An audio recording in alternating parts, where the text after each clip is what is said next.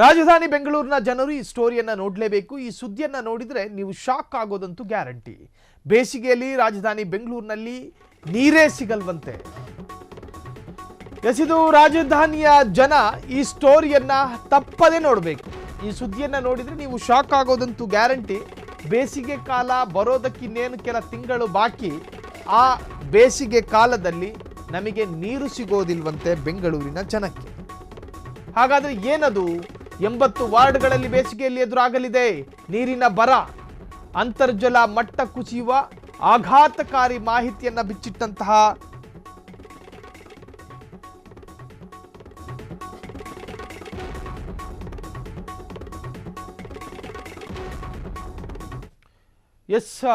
ಏನು ಬೆಂಗಳೂರು ಸುಡು ಬಿಸಿಲಿನ ಸಂದರ್ಭದಲ್ಲಿ ಎಷ್ಟೊಂದು ಶಾಖವನ್ನು ಎದುರಿಸಿತ್ತು ಎನ್ನುವಂತಹದ್ದು ಕಳೆದ ಬೇಸಿಗೆ ಕಾಲದಲ್ಲಿ ಎಲ್ರಿಗೂ ಅನುಭವ ಆಗಿದೆ. ಸೊ ಬೆಂಗಳೂರು ನೀರು ಸರಬರಾಜು ಮತ್ತು ಒಳಚರಂಡಿ ಮಂಡಳಿ ಈಗಾಗಲೇ ಒಂದು ಸುಳಿವನ್ನು ಕೊಟ್ಟಿರುವಂತಹದ್ದು. ಮುಂದಿನ ಬೇಸಿಗೆ ಕಾಲದಲ್ಲಿ ಸರಿಯಾದಂತಹ ನೀರು ಸಿಗೋದಿಲ್ಲ. 80 ವಾರ್ಡ್ಗಳಲ್ಲಿ ಬೇಸಿಗೆಯಲ್ಲಿ ಎದುರಾಗಲಿದೆ ನೀರಿನ ಕೊರತೆ. ಅಂತರ್ಜಲ ಮಟ್ಟ ಕುಸಿಯುವ ಆಘಾತಕಾರಿ ಮಾಹಿತಿ ಬಿಚ್ಚಿಟ್ಟ ಏನು ಜಲಮಂಡಳಿ.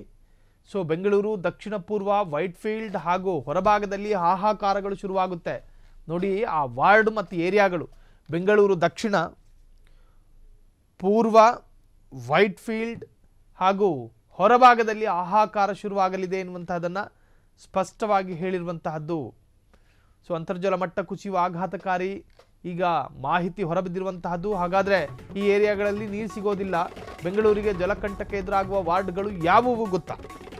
ಯಾವ ಪ್ರದೇಶಕ್ಕೆ ಜಲಕಂಟಕ? ಶೆಟ್ಟಿಹಳ್ಳಿ, ಮಲ್ಲಸಂದ್ರ, ಬಾಗಲಕುಂಟೆ, ಟಿ ದಾಸರಹಳ್ಳಿ, ಸಂಜಯ್ ನಗರ, ಹೆಬ್ಬಾಳ, ನಾಗವಾರ, ಹೊರಮಾವು, ರಾಮಮೂರ್ತಿ ನಗರ, ಕಮ್ಮನಹಳ್ಳಿ, ಯಶವಂತಪುರ, ಚೊಕ್ಕಸಂದ್ರ, ದೊಡ್ಡ ಬಿದರಕಲ್ಲು, ನಂದಿನಿ ಬಡಾವಣೆ. ಈ ಪ್ರದೇಶಗಳಿಗೆ ನೀರು ಸಿಗೋದಿಲ್ಲ. ಕಾಡಗೊಂಡನಹಳ್ಳಿ, ಕುಶಾಲನಗರ, ಭೈರಸಂದ್ರ, ಮನುರಾಯನಪಾಳ್ಯ, ಮುನೇಶ್ವರ ನಗರ, ಲಿಂಗರಾಜಪುರ, ವಿಜಯಪುರ, ಹೂಡಿ, ಎ ನಾರಾಯಣಪುರ. ಇನ್ನು ಜಕ್ಕೂರು, ತಣಿಸಂದ್ರ, ಕೊಡಿಗೆಹಳ್ಳಿ, ದೊಡ್ಡ ಬೊಮ್ಮಸಂದ್ರ, ಕುವೆಂಪು ನಗರ, ಸಿ ವಿ ರಾಮನ್ ನಗರ, ಮಹಾಲಕ್ಷ್ಮೀಪುರ, ಲಗ್ಗೆರೆ. ಈ ಭಾಗಗಳಲ್ಲಿ ನೀರಿಗೆ ಬರಬರೋ ಸಾಧ್ಯತೆ ಇದೆ. ಒಟ್ಟು 80 ವಾರ್ಡ್ಗಳಲ್ಲಿ ಬೇಸಿಗೆಯಲ್ಲಿ ಎದುರಾಗಲಿದೆ ರಣ ಭಯಂಕರವಾದ ಹಾಹಾಕಾರ. ಬೆಂಗಳೂರು ನೋಡಿ ಅದನ್ನು ರಿವೀಲ್ ಕೂಡ ಮಾಡ್ತಾ ಇದ್ದೀವಿ. ಈ ಭಾಗಗಳಿಗೆ ಮುಂದಿನ ಬೇಸಿಗೆಗಳಲ್ಲಿ ಜಲಕಂಟಕ ಎದುರಾಗಲಿದೆ. ಈ ಜಲಕಂಟಕ ಎದುರಾಗುತ್ತೆ ಅಂತ ಹೇಳಿ ಭವಿಷ್ಯ ನೋಡಿದ್ರೆ ಸಾಕಾಗಲ್ಲ. ಅದಕ್ಕೆ ಬೇಕಾದಂತಹ ಎಲ್ಲ ವ್ಯವಸ್ಥೆಗಳನ್ನು ಕೂಡ ಮಾಡಿಕೊಳ್ಳಬೇಕಾಗುತ್ತೆ ಈ ಯಾರು ಹೊರಡಿಸಿದ್ರು ಅವರು.